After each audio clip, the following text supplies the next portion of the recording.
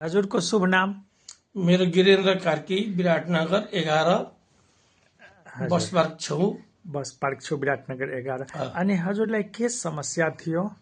मेरो चाहिँ ढाडको नसा च्यापिएर हजुर 3 चोटि अपरेसन गरिसकेको।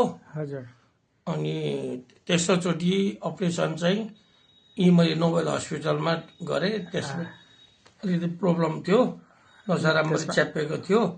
तेस्रो अपरेसनमा मेटल राखेको छ, ढाडमा स्टिल राखेको स्टिल लगाएको छ।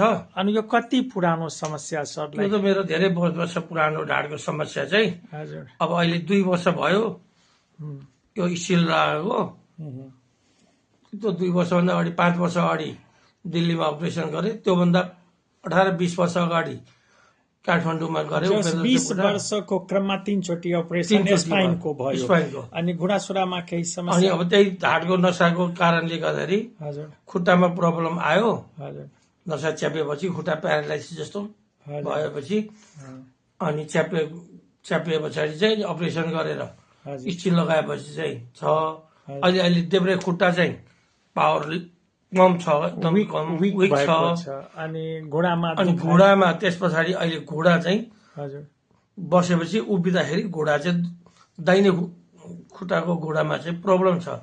अब यहाँ अहिले म जुन ट्रिटमेन्ट दिँदैछु, यो समस्या त 20 वर्षको पुरानो होइन, अनि अपरेसनको केस थियो। म जुन ट्रिटमेन्ट थेरापी दिँदैछु आज कति दिन लिनुभयो सर? आज 5 दिन भयो। अनि यो 5 दिनमा के कति % सुधार जस्तो अहिले घुँडाको चाहिँ राम्रो भइरहेछ।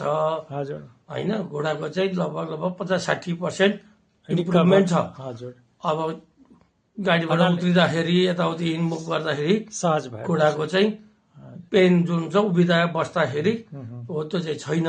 सिडी चढ्दा पनि अलिअलि कम, धेरै कम भएको छ। इम्ब्यालेन्स जुन हुन्थ्यो त्यो ब्यालेन्स पनि बिस्तारै अब अहिले भनेको यो खुट्टाको देब्रे खुट्टाको जुन पावर छैन, हजुर त्यो चाहिँ त्यो आयो भने 5 दिन त भर्खर हुँदैछ। ट्रिटमेन्ट त जारी नै छ। यो त 5 दिनको के फरक 19-20 मैले हजुरलाई सोधे, बाद बाँकी ट्रिटमेन्ट जारी नै छ। आशा छ त्यसमा पनि सुधार हुने आशा छ। जे होस् यो 5 दिनको ट्रिटमेन्टबाट सन्तुष्ट हुनुहुन्छ? सन्तुष्ट छ। धन्यवाद।